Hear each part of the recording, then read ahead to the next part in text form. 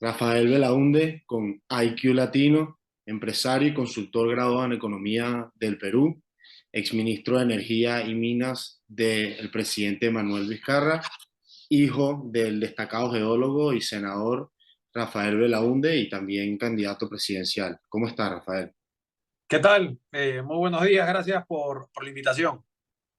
No, el honor es todo nuestro. ¿Cuál es tu opinión acerca de la situación energética del Perú y cómo crees que está actuando el ministerio actual con Alessandra Herrera, ya que ha habido ciertos disconfort en cuanto a su periodo? ¿Y cómo crees que está afectando al sector privado de minería en el Perú, siendo el cobre tan importante en sus exportaciones? Claro, digamos, el Perú es un país que está íntimamente ligado a la minería, ¿no? Fundamentalmente. Eh, eh, Tal como le vaya a la minería, le va a ir al Perú, ¿no? Esto, por donde uno, o de la forma que uno lo quiera cortar, ¿no? Más del 12% del PIB del Perú es minería, más del 10% de la renta fiscal es minera, pero como el Perú es un país muy informal, si vemos del impuesto a la renta que pagan las empresas, la mitad de la renta proveniente de empresas son de empresas mineras. Más del 12% de la inversión privada directa es minera, el 63% de los dólares que llegan al Perú los trae la minería, es decir, la economía en el Perú se basa fundamentalmente en la minería, ¿no?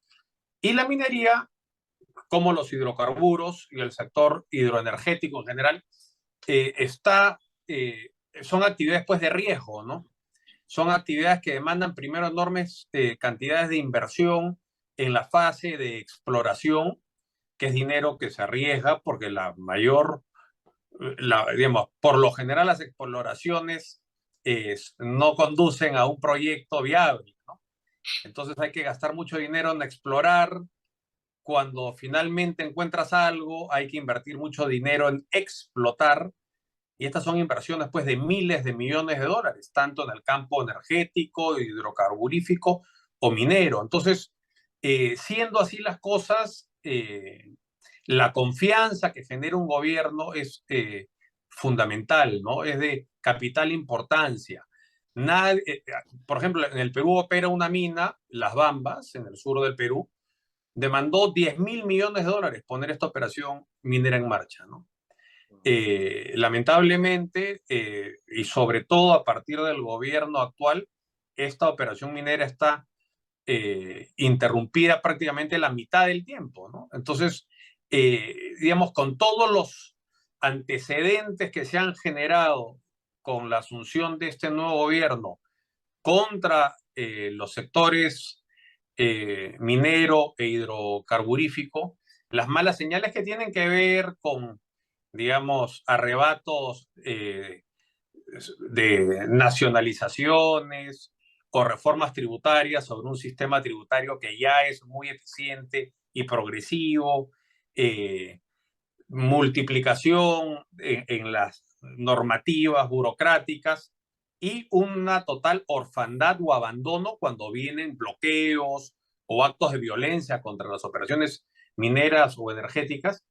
Esto ha conducido pues a que no exista la menor confianza en el sector. Entonces, yo veo las perspectivas muy malas, a pesar de que el precio de los minerales que produce el Perú es un país pues polimetálico, ¿no? A diferencia de Chile, el Perú no tiene solo cobre, ¿no? Tiene cobre, tiene oro, tiene zinc, tiene plomo, tiene plata, tiene molibdeno, tiene estaño, es decir, y tiene una cartera muy amplia, una oferta muy variada de productos mineros, todos con buenos precios, ¿no? Pero esta buena coyuntura simplemente se está dejando de aprovechar por una erosión a la confianza y un arrinconamiento al sector, que realmente no se ve visos de que esto pueda cambiar pronto, ¿no? No, en todo caso, no va a ocurrir bajo el actual gobierno. Y el daño a la confianza yo creo que es ya definitivo, porque eh, esto no solamente daña la confianza en el sector, sino daña la confianza a todo nivel de inversión, porque genera impredictibilidad, genera temor, genera desconfianza con respecto a las reglas de juego del gobierno hacia los inversionistas, ¿no? Entonces yo el escenario ahí no lo veo mayormente alentador, ¿no? Claro. Y bueno, y ya que hablaste de la falta de confianza que se ha generado en la minería, ¿qué, qué solución crees que sea viable o que se necesite para involucrar a las comunidades en la minería y que se vuelva a ver eso como un motor nacional, ya que claramente lo es? Bueno, el grueso del territorio altoandino es propiedad, ya es propiedad de las comunidades campesinas. Para que las empresas mineras puedan operar, tienen que llegar a entendimientos con las comunidades. Pero aún así, está, digamos, uno ve los casos de Antamina o Las Bambas o Cuajone, y a pesar de ser operaciones que han operado en los gobiernos anteriores sin ningún problema, ahora todas han estado bajo sitio y han tenido mayores o menores tiempos de paralización. Y esto es porque hay una sensación pues de vacío, de poder, de falta de autoridad e incluso yo diría de confabulación del gobierno hacia, no las comunidades, hacia sectores radicales que tienen una agenda política que buscan pues interferir e interrumpir la actividad minera. Entonces, visos de solución en el corto plazo, digamos, dados por este gobierno, yo lo veo muy difícil, ¿no? Yo creo que los inversionistas vinculados al sector, los operadores vinculados al sector deben de estar esperando, bueno, que acabe esta noche gris que le ha tocado vivir al Perú y bueno, el mineral seguirá ahí pues enterrado, esperando a que soplen mejores vientos, pero yo creo que el daño es irreversible ya en este gobierno, ¿no? Claro, a veces se ven afectadas por el mismo. Ahora, pero digamos, complementando a tu pregunta, sí es cierto que uno de los grandes problemas que hay con el sector minero ha generado una enorme renta minera en los últimos 20 años. Eh, y esto, en el Perú hay una distribución legal de esa renta, la mitad de la renta minera se va a las zonas, se va fuera de Lima, sobre todo se va a las zonas donde esta riqueza ha sido extraída, pero se va a las autoridades, al gobierno regional, al gobierno provincial, a los gobiernos locales. Y lo que ha ocurrido es que los gobiernos regionales, provinciales y locales han sido pues muy incompetentes y muy corruptos, lamentablemente, y poco o nada ha visto el ciudadano a pie en cuanto a la mejora en su calidad de vida o bienestar. Entonces, mientras alguien tenga que vivir en la más abyecta pobreza, gente que tiene que quizá meter el ganado a su covacha en la noche para no congelarse de frío, vea cómo pasan volquetes con mineral que vale en miles de millones de dólares, ahí va a haber un problema de difícil solución, digamos. La renta minera tiene que beneficiar y tiene que beneficiar sobre todo a la gente más necesitada, ¿no? Ese es el gran desafío de la minería hoy, ¿no? La minería ha producido recursos como nunca antes en la historia. La minería le ha dado al Estado peruano recursos como nunca antes ha dispuesto en nuestra historia republicana. Sin embargo, los niveles de ejecución son no solamente muy bajos, sino la calidad de esa ejecución es muy ineficiente muy mal focalizada, muy mal priorizada y con escándalos de corrupción que se repiten casi en todos los gobiernos regionales, ¿no? Claro. Y pasando a otro tipo de explotación minera, si nos pudieses aclarar un poco en el sector de la explotación del litio, que ahorita se supone que hay unas buenas reservas de litio, aproximadamente de 2.500 millones de toneladas en el Perú, que eso pudiese generar un gran ingreso si se recurre a la explotación y pudiese solucionar problemas como el de las baterías de automovilísticas, Sí. los carros eléctricos. No sé cuál es el potencial que tú ves en Perú bajo la explotación del litio. Todavía es muy lejano, digamos, hay yacimientos de litio, eso está demostrado. Ahora, eso requiere toda una reglamentación que no existe en el Perú.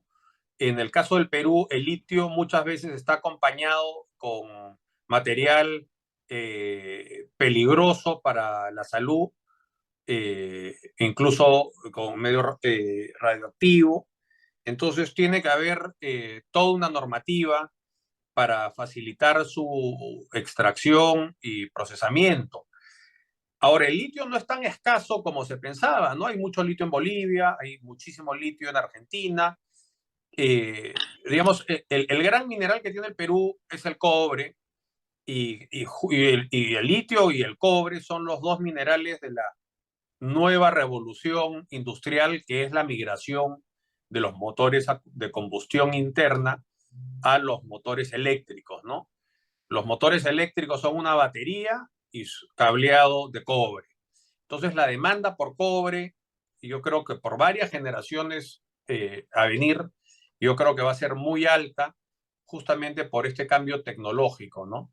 Y la demanda por litio también. El Perú felizmente tiene eh, esos dos minerales, pero claro, de nada sirve que permanezcan enterrados pues, en el fondo de la tierra, ¿no? Totalmente. Y, en, y si pasamos a otro generador de energía, por decirlo así, de energías renovables, ahorita tengo entendido que se le acaban de aprobar 300 millones de dólares fondeados por el Banco Interamericano de Desarrollo en la central eólica de Punta Lomitas. No sé cómo ve el pronóstico de energía eólica o energía renovable del país o si simplemente es un espectro experimental. Yo creo que yo lo veo en el mediano plazo muy marginal, porque el Perú tiene un gran yacimiento gasífero de gas natural, ¿no? Hay dos lotes fundamentales, el lote 55 y el lote 88. El primero se usa para exportar a Europa y el Asia fundamentalmente, y el otro lote, el lote 88, es un lote muy grande que tiene un acuerdo negociado entre el Estado y el operario, en virtud del cual el precio del gas es muy bajo, es mucho menor. Hoy por hoy es como la quinta parte del precio internacional. Entonces, existe en el Perú una oferta de gas doméstico muy barata. Lamentablemente, esas son las cosas incongruentes, incomprensibles que ocurren en los países tercermundistas como ¿no? el mío. No se ha invertido en hacer los ductos para llevar el gas natural para el consumo doméstico, pero el gas sí se está utilizando y mucho de manera industrial, fundamentalmente para alimentar centrales termoeléctricas. Entonces, el 50% de la energía eléctrica que se produce hoy día en el Perú proviene del gas natural, básicamente del lote 88, que es una fuente de gas muy barata. Entonces, yo veo difícil que una fuente eólica genere el volumen y los precios como para competir con eso, ¿no? Claro. Hoy, ¿no? Sí, sí, sí. Hoy. A lo mejor es una cuestión de montar infraestructura a largo Ahora, plazo. el gas igual es un avance muy importante frente al consumo, a la combustión de petróleo, ¿no? O sea, es una energía mucho más limpia, pero claro, igual son combustibles fósiles, ¿no? Sí, emanación de CO2. Ahora, siguiendo su estatus en el Twitter, preocupado por el futuro del Perú. Sí. Quería hacerle una pregunta un poco más directa acerca de su opinión del presente mandato del presidente Castillo y cómo ve el escenario pronto de los próximos años de su mandato en el Perú. Y quisiera hacerle una subsecuente acerca de la posible investigación criminal que se le está haciendo a la primera dama Lidia Paredes. A ver, digamos, todo peruano tiene el derecho, si tiene más de 35 años, tiene el derecho constitucional a postular a la presidencia del Perú. Eso es un derecho, ¿no? Pero también hay una mínima responsabilidad, ¿no? Y la mínima responsabilidad es estar pues mínimamente calificado para el ejercicio del cargo digamos, y algo que no habría que ni siquiera mencionarlo, que tendría que ser una obviedad, pero que lamentablemente en América Latina ha sido una excepción más que la regla, uno tiene que llegar y gobernar con honradez, ¿no? Con probidez. Y lo que tenemos es que desde el 28 de julio que asumió, que entró en funciones el nuevo gobierno, eh, estamos viendo pues un espectáculo de ineptitud, de nombramientos de gente no solamente que no reúne las más mínimas condiciones profesionales para el desempeño del cargo, sino no reúne las más elementales credenciales éticas ni morales, gente con prontuario, con antecedentes, con casos, investigaciones por terrorismo, por homicidio, por violencia familiar. Entonces tenemos la mezcla de una absoluta incapacidad en el ejercicio de la cuestión pública, sumado al nombramiento de personas muy cuestionadas y la falta de un norte. Este gobierno no le ha presentado al país un proyecto nacional, un camino, digamos, tras el cual aglutinar a las grandes mayorías para marchar a la prosperidad. ¿No? Este es un gobierno que vive parchando escándalo tras escándalo.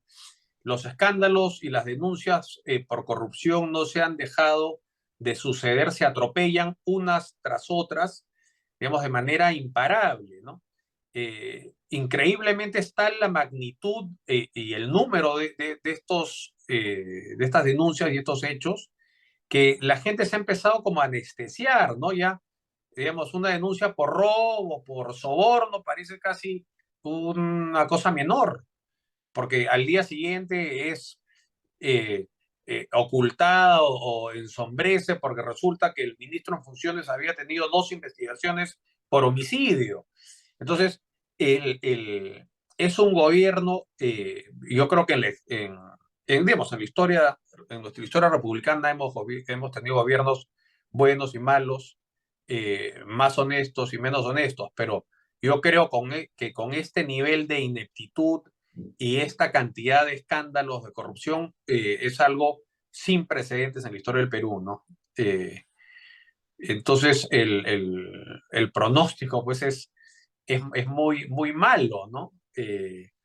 Lo de, el caso de la primera dama, bueno, el, el señor presidente, desde que ganó las elecciones y antes de asumir el cargo, ya se reunía con empresarios en una casa en el distrito de Breña, en una calle oculta y oscura, en la noche, a la medianoche se reunían con empresarios proveedores del Estado que después han ganado licitaciones millonarias.